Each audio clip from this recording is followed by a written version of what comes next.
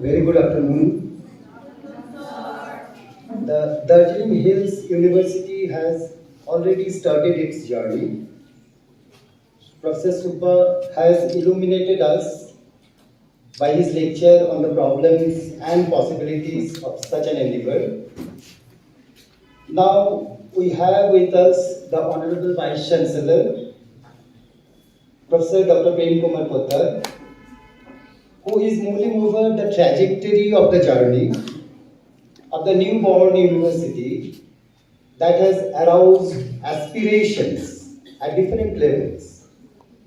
We think that it would be highly interesting and beneficial to interact with Professor Poddar to feel the pulse of the coming days of the university. Now this session is open for discussion and queries and interaction with Professor Poddar, presently the guiding spirit of the Darjeeling Hills University. Someone? Okay, very good afternoon, sir. Honorable Vice Chancellor, sir, we are happy that you are with us today.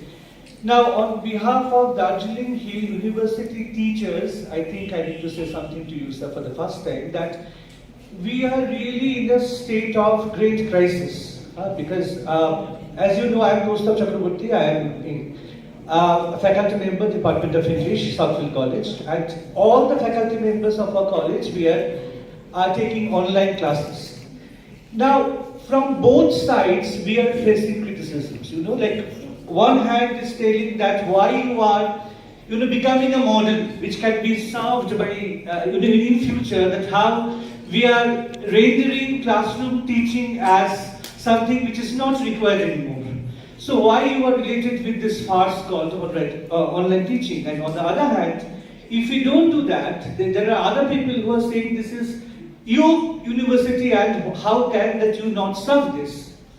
So how to overcome this kind of a crisis? Because we have the 4th semester and till now they don't have access to any library, they don't know what classroom teaching is.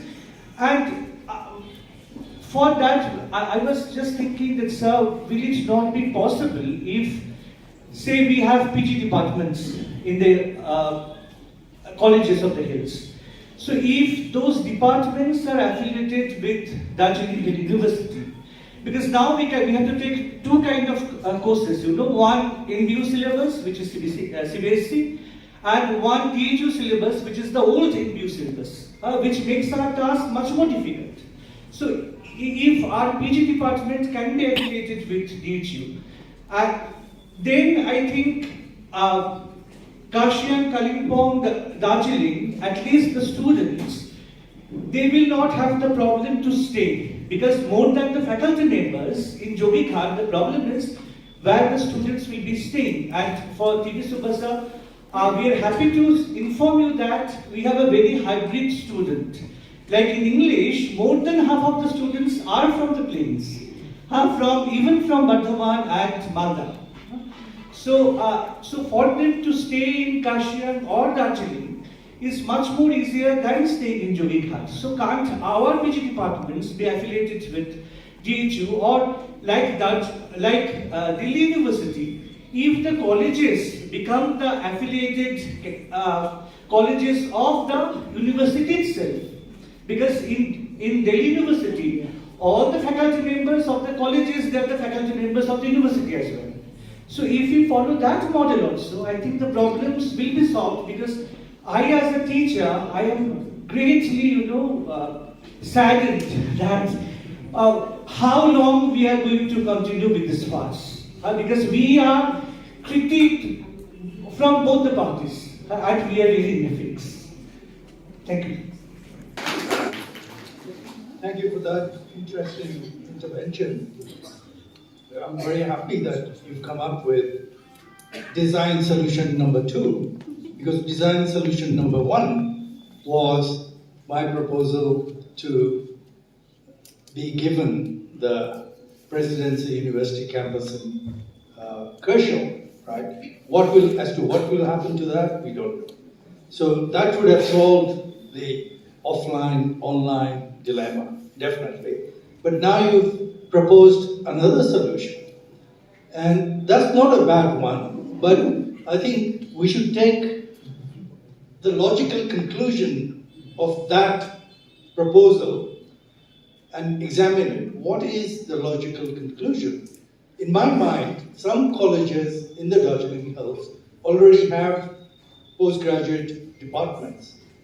I am in conversation with, I think, the principal of Darjeeling Government College, and he proposed that, he wanted his botany and zoology department to be affiliated to Darjeeling Hills University, and I think that's a welcome idea, without us having those departments in DHU. So the teaching and the conduction of the courses could continue there, and we would just be a mark sheet awarding, a certificate awarding authority, which is what the universities are in some ways, right? So, but the solution you are proposing is a much bigger one. What you are saying, in fact, is why should the DHU have a campus at all in Jogighat or in Kershawar? Why don't we have PG departments in all the colleges in the hills? Why not, right? And that's an interesting question.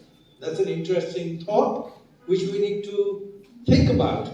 It is not for me to answer that question because, yes. Sir, we already have PG departments. Yes. Yeah. No, what I'm saying is, if we take your proposal logically and say, okay, whatever PG departments you propose to have in DHU, be divided amongst the various colleges, and they can also compete with each other. So Kalimpong College has a political science MA program. Some other college probably also has or can have.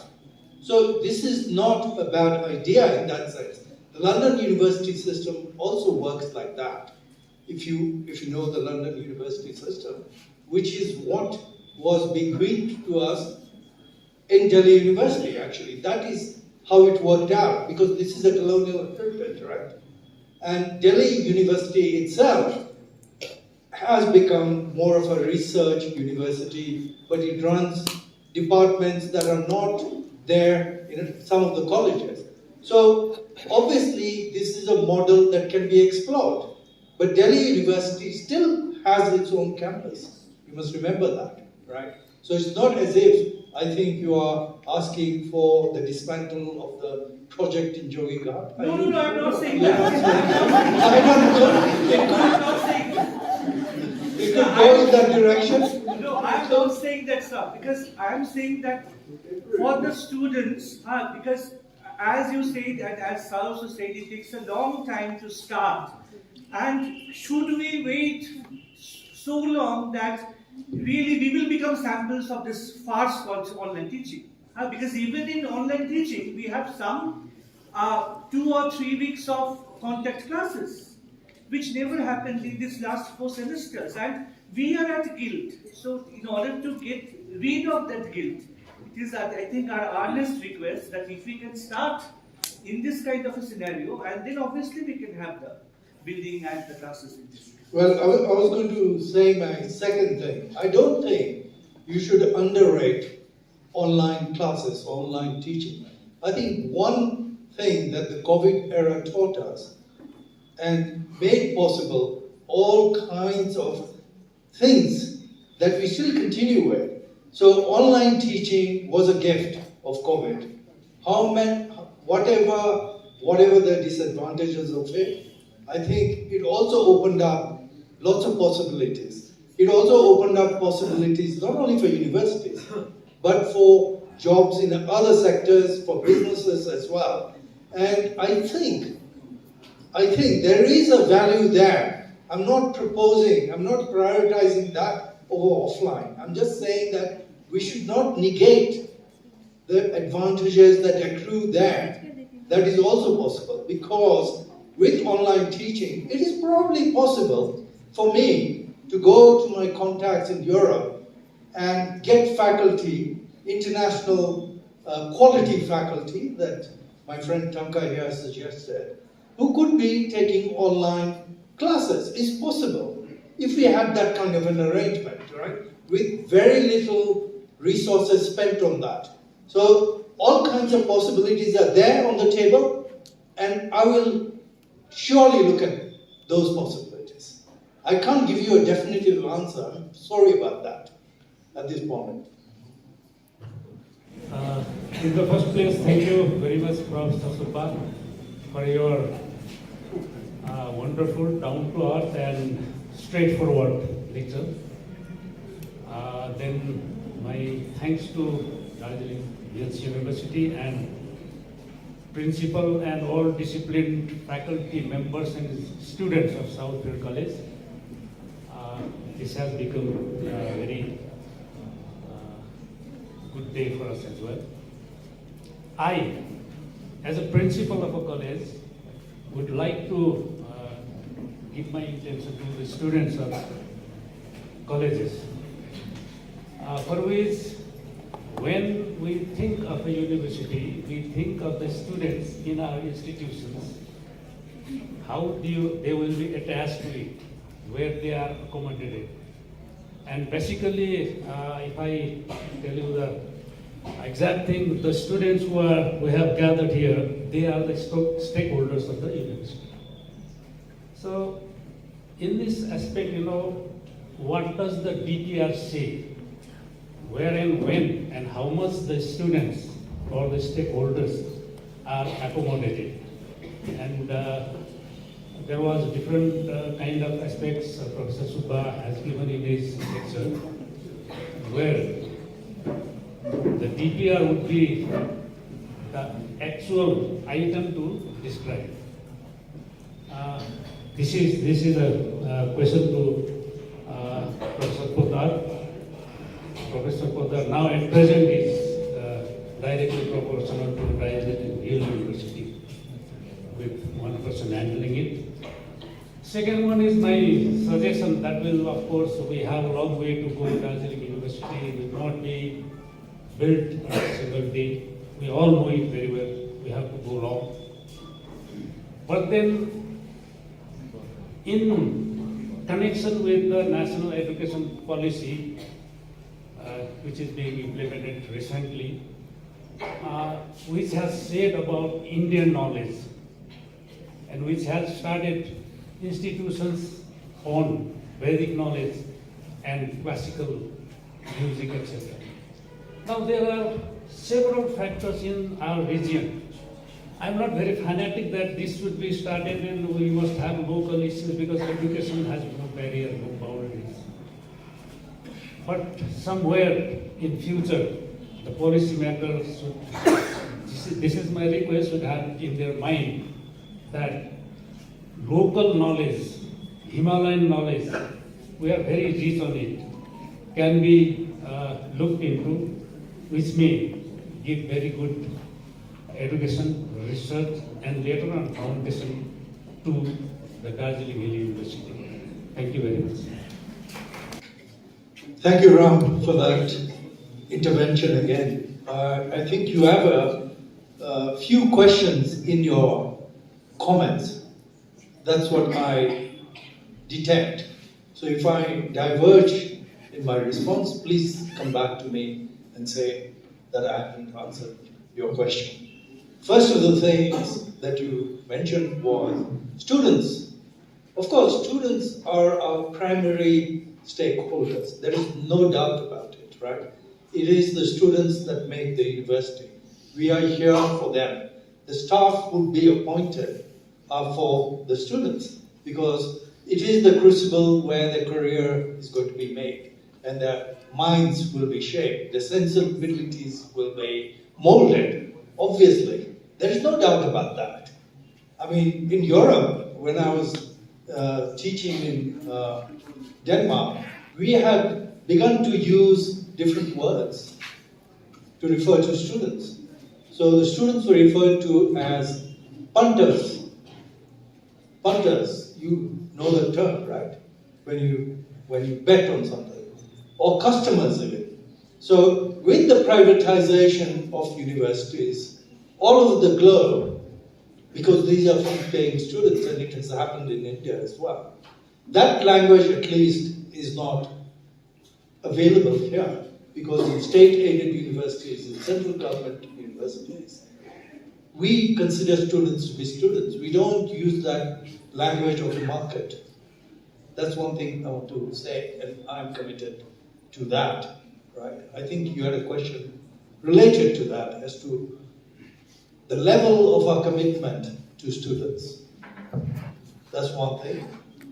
And your second question was, I think it goes in the area of relevance. It goes in the area of subjects that are going to be taught in Darjeeling Hills University. We already have 6 disciplines there, and these 6 disciplines came about because the then acting Vice Chancellor chose the subjects as to whether they resonate with relevance, whether those are the subjects that people in the hills want. That I don't know. But since I've been rethinking, and I do rethink about these things, it is quite clear to me that we need a separate set of subjects that are crucial to forge an identity in Darjeeling Hills University, and that have to relate to the geography, to the history, and the culture of the region in a sense. Even though the university can aspire to be an international university, it doesn't mean that students from different parts of India or from different parts of the globe are not interested in our concerns, in our histories. I have a scholar, an American scholar, living in my house in Kalimpong at the moment. She is working on the history of seed farms, the agricultural economy during the colonial era in Kalimpong. She's also written books on Darjeeling tea. So, scholar from Cornell University, why are they interested in this? Right? So, our issues are also global issues. Our environmental degradation, our ecological crisis in the Darjeeling Hills is also a global crisis. So, this is open to all humankind in that sense. Just as Tanka was saying, that a university has to open its doors to the entire world. It has to be open for business in that sense, right? It can't be just to serve students from here. Our students can learn only when they jostle with minds from elsewhere. If they don't, if they close their minds, then I think the danger that my friend here pointed out is that maybe then it begins not to be a university, if that were to happen. So, I think your question leads me to answer the question about the Himalayas. What am I going to do about the Himalayas? I mean, there is a Center for Himalayan Studies in North Bengal University. I think, in my humble opinion, that center hasn't done very well. Tanka was there in its initial stages already. It could have done much better. But the politics of appointing staff there had gone terribly wrong right from the beginning. It did not pay attention to Himalayan languages. So you have people there who probably don't know Himalayan languages. So the level of their research output becomes questionable when that happens, right? So for Darjeeling Hills University, I propose that we will have a center, and it will not be just a center for Himalayan studies. It has to be a center for trans-Himalayan studies. But what are the Himalayas without the south face? There's not only a north face to the Himalayas. There is China behind us, or I don't know what preposition to use, in front of us or whatever. And we need to study China as well. The Himalayas are not just Indian. The Himalayas are Bhutanese as well. They're Nepalese as well. They're Chinese as well. And we have to respond to a Himalaya that is pan-Himalayas, not just the Himalayas that I think, sadly, the Center for Himalayan Studies in North Bengal University ended up studying. Just an example. Does that satisfy you or begin to satisfy? Ram? Okay, thank you. Putting across. Sir, I'm Sabasana from Sikkim University, and I've been in Sikkim University for the last 7 years under 3 vice chancellors. And my former vice chancellor just said how university is built, and we have witnessed everything, including his loneliness over there. And I'm 100% sure that it has happened because the chair is like that. It's not a person, but the chair is like that. Sir, what is I felt very important for Darjeeling Hills University is to also to us to understand what kind of university it is going to be. We have got almost 14 universities now in small state of Sikkim, with 1 central university and many private universities. I'm sure that Darjeeling will also witness large number of private universities in coming days if there is no agitation, no strike. I'm sure that there will be a lot of private, and I'm sure that there will be a lot of offices of DHUs so that they can operate online classes, and we will have centers over here, and our teachers might be also engaged in that as an additional, like earlier days in tuition.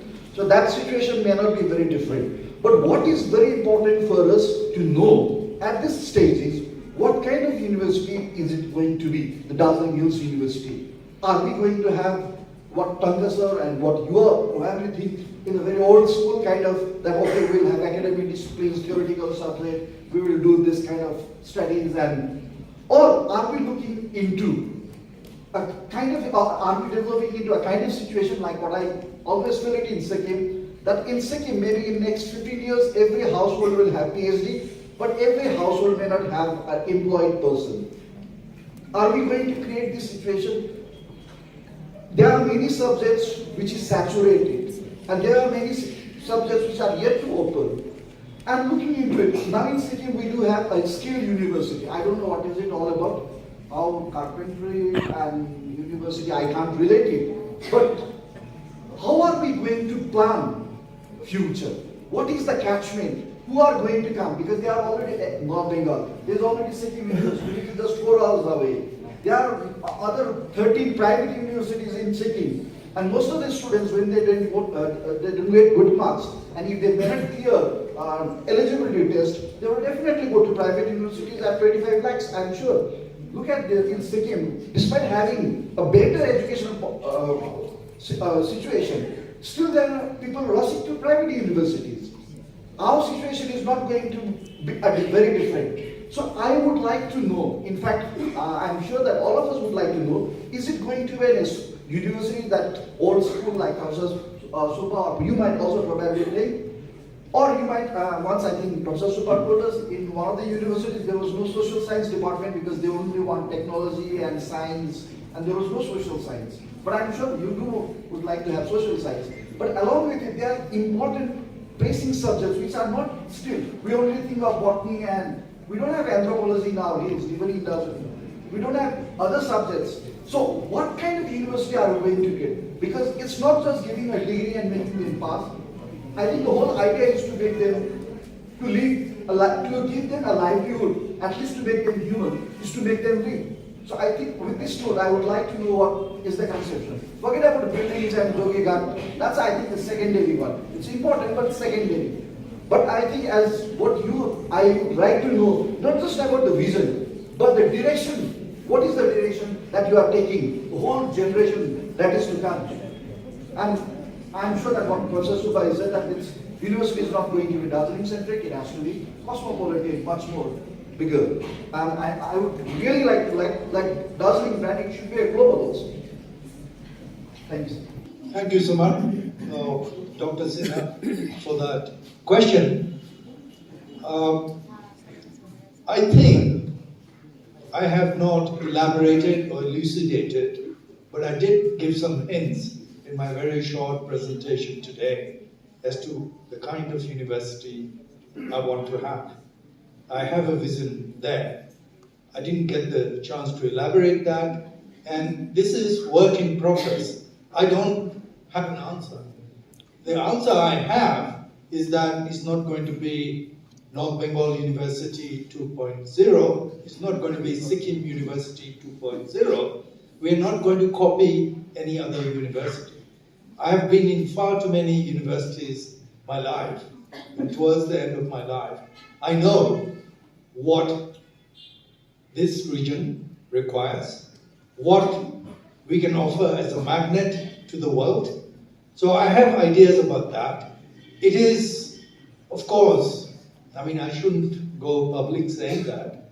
I was very disappointed to see that 6 subjects, which you find everywhere in Indian universities all over the world, have already been introduced.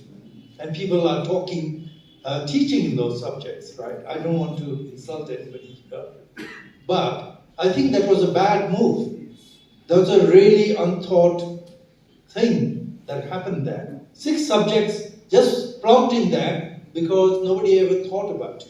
These are subjects taught in colleges, so people thought, yeah, so we have bachelor students, now they can go to Darjeeling Hills University and get their postgraduate degrees there. That's how it was thought about. So it makes it much more difficult for me to make an argument to say, no, we don't want those 6 subjects.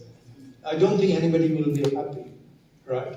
So we'll have to continue in some ways with those subjects, but I have a cunning plan. And I don't know whether I should share it with all of you present here. The media is present here as well. But my cunning plan is, I'll just give you an instance. I'll just give you a small hint, right? So if I were to have a department of transcultural studies or intercultural studies, what does that mean? It means that historians, literature people, it means political scientists, geographers, everybody can come there. It will be a wide enough umbrella to attract people like that. And we don't have subjects like that. And it would be, I think, a wonderful thing to have that. So people who are studying, say, the lecture language or the Limbu language in Sikkim University, or even Chinese, why shouldn't we have people who've studied that at the master's degree, maybe, at the bachelor's degree, maybe? They could come and do some really good, groundbreaking work, cutting-edge work, because they will be unshackled from their disciplinary bounds. So this is the kind of thinking that I'm home to and I'm comfortable with. And I think we require that, right? So even if we were to open a department of geography, the department of geography will not be the department of geography you have in Sikkim or in North Bengal or elsewhere. It will not be that. What will it be then? It will be a Department of Geography and Environmental Studies. Climate change is with us, right? Environmental degradation is with us. So I think geography as a discipline, with its mooring in geology as well, in science as well, that provides us with a template to think about other issues, other problems, other ways, other perspectives, other theories that we can bring in. So the question is, the question is terminology, right? So I've also been looking at the lists of the College Service Commission, and there will be anxiety about it. So master's students, they will be saying, yeah, but what do I do with the Department of Environmental Studies? There is a subject called environmental science. There is a subject called geography. But there is no environmental studies that is in some ways not sciencey, but more artsy and more social sciencey in that sense, right? I would like that, because I think environmental sciences also get colonized by scientists, right? And it becomes too technical in some ways. I think we have a need to produce a discourse in the humanities, in the social sciences, to think about issues, environmental issues. So the question is, how do we cunningly smuggle these areas in in an umbrella term.